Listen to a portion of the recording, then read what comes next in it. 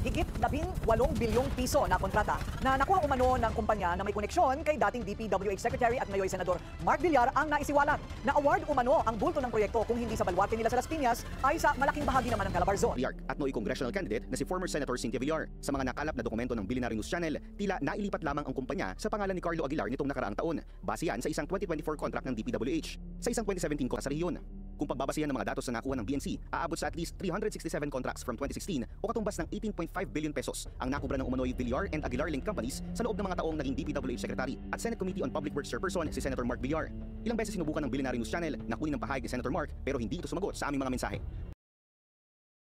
Yari na, Diskaya at ang Duterte administration lagot na, nalantad na ang itinatago. Pero may isang pangalan na higit sa lahat.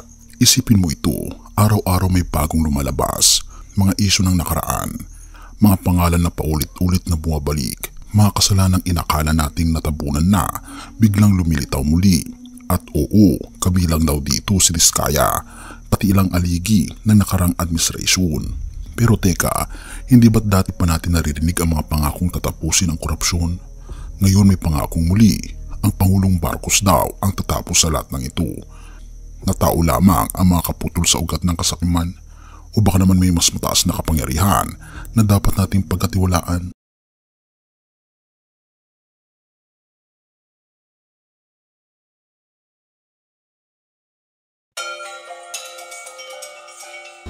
Bago natin ipagpatuloy kaibigan, siya nga pala ang Great Controversy na isa sa mga pinaka-kontrobersyal na libro dahil tumutukoy ito sa mga propesiya sa libro ng Daniel at Revelation na nagaganap na sa panahon natin ngayon bago ang pagdating ng ating Panginoong Diyos ay pinamimigay na namin ng libre sa pamamagitan ng PDF at ito ay nasa limited lamang na panahon kaya i-click mo sa description sa baba upang ma-avail mo kaibigan ang napaka-importanteng libro ito na magbubukas sa iyo sa mas maliwanag mong hinaharap. Purihin ang ating Panginoong Diyos at tayo magpatuloy. Tila may banat na naman si PBBM sa mga nasa likod ng flood control scandal. Yari na si Diskaya at ang Duterte administration. Pangulong Marcos tatapusin ang korupsyon, dilawan ka man o DDS. Unang tanong, alam mo ba kung bakit biglang nababalita ngayon si Diskaya? Parang ang daming lumalabas na hindi natin inaasahan. Pero teka, hindi lang siya ang nasasangkot. May mas malalim pa pala. Sa umpisa, akala ng marami simpleng usapin lang ito ng politika. Pero habang lumalalim ang usapan, unti-unti nang lumilitaw ang mga pangalan, mga malalapit na tao sa nakarang administrasyon. Kaya ngayon, hindi lang basta chismis ang pinag-uusapan, kundi mga dokumento, ebidensya at mga kwentong hindi akalain ng publiko na mabubunyag. Ang nakaraan na inaakalay nakaliping na.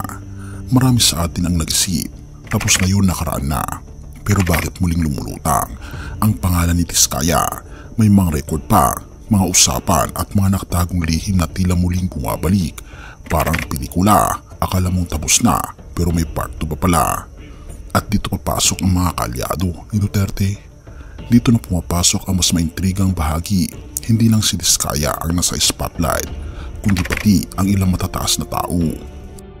Sa nakalipas na administrasyon, mga taong inaasahan nating magtatanggol sa bayan pero heto't sila. Ang binabanggit sa mga aligasyon, ngunit paano kung totoo? Paano kung matagal na pala tayong tila niloloko?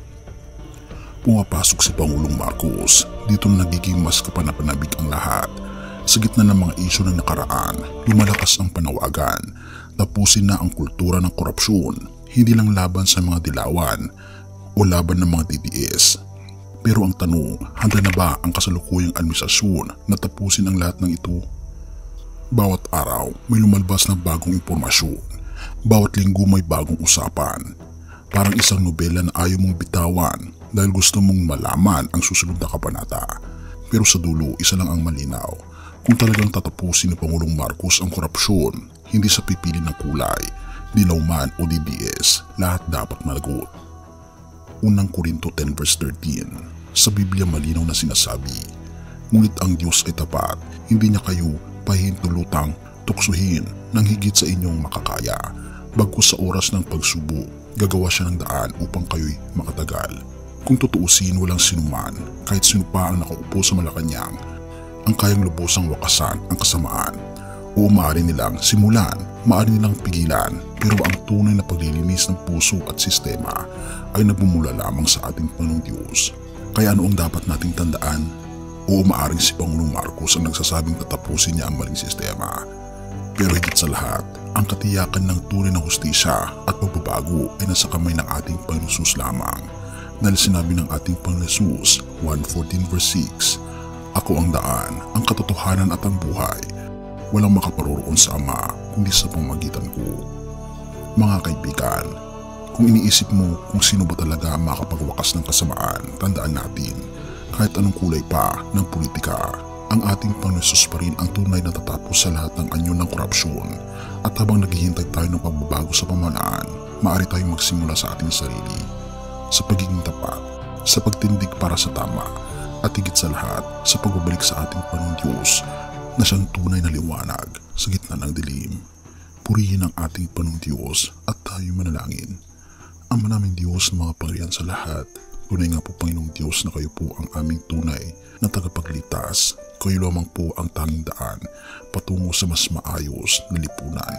Amin pong ipinapasakop ang aming pong buhay sa inyo at aming pong sinusurrender ang lahat ng aming mga problema, ang personal na problema, maging ang problema ng aming bayan. Kayo lamang po ang kayang maglutas nito. Salamat po Panginoon Diyos sa inyo pong pag-ibig sa amin at salamat po sa inyo pong walang sawang pag-aalaga sa amin. At patnubayan niyo po kami at patawarin po kami sa lahat ng aming mga pagkukulang at pagkakasala. At salamat po sa pagdinig ng aming mga panalangin, sapagkat ito po ang aming samot hiling sa matamis na pangalan ng aming Panginoon Jesus. Amen. Bago natin ipagpatuloy kaibigan, siya nga pala ang Great Controversy na isa sa mga pinaka-kontrobersyal na libro dahil tumutukoy ito sa mga propesiya sa libro ng Daniel at Revelation na nagaganap na sa panahon natin ngayon. Bago ang pagdating ng ating Panginoong Diyos ay pinamimigay na namin ng libre sa pamamagitan ng PDF. At ito ay nasa limited lamang na panahon, kaya i-click mo sa description sa baba upang ma-avail mo kaibigan ang napaka-importanteng libro ito na magbubukas sa iyo sa mas maliwanag mong hinaharap. Purihin ang ating Panginoong Diyos at tayo magpatuloy.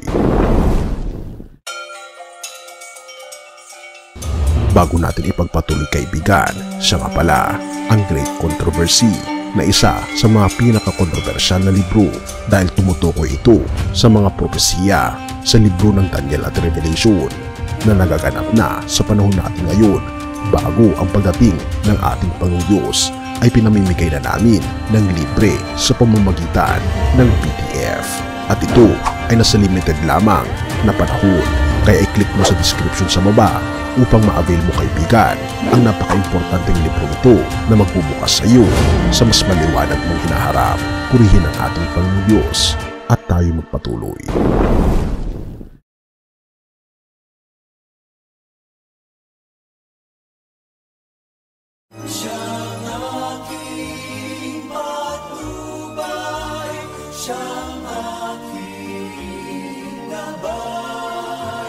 Siya ang